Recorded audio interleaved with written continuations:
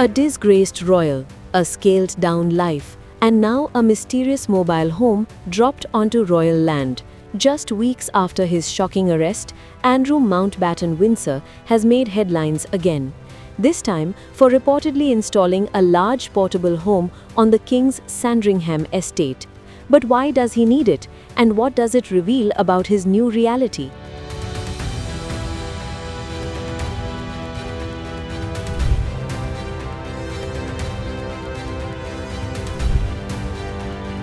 As per a report by the Hello magazine, the portable home arrived quietly, but it didn't go unnoticed. A large mobile home, per report, transported on the back of a lorry and was delivered straight to Marsh Farm, Andrew's new residence on the sprawling Sandringham estate. Placed beside a barn in the garden, the structure features white exterior paneling, large windows with blinds drawn, a compact, modest design.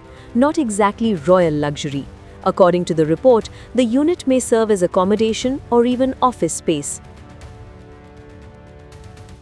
But insiders reportedly suggest a more practical reason. The likely explanation? Security.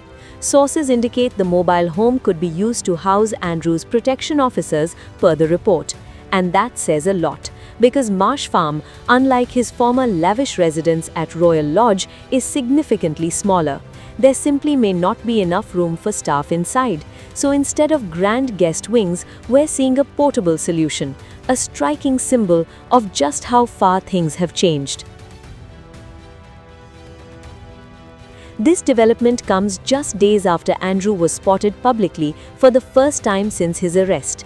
Witnesses reportedly saw the disgraced royal near Marsh Farm, walking his dogs, accompanied by security. Before that, he had been keeping a low profile at Wood Farm, a secluded property on the estate.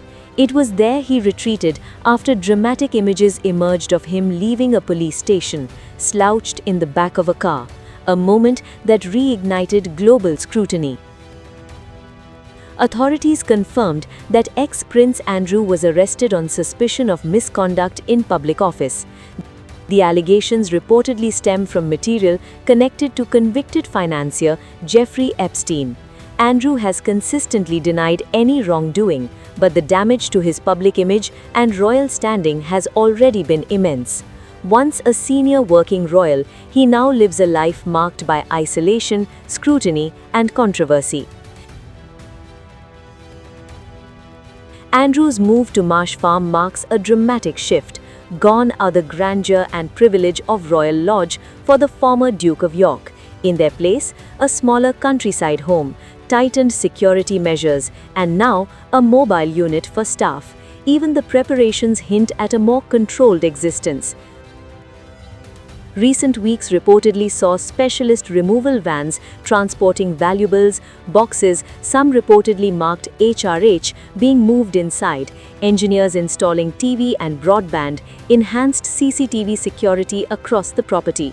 As per royal experts, this is no ordinary relocation, it's a reset.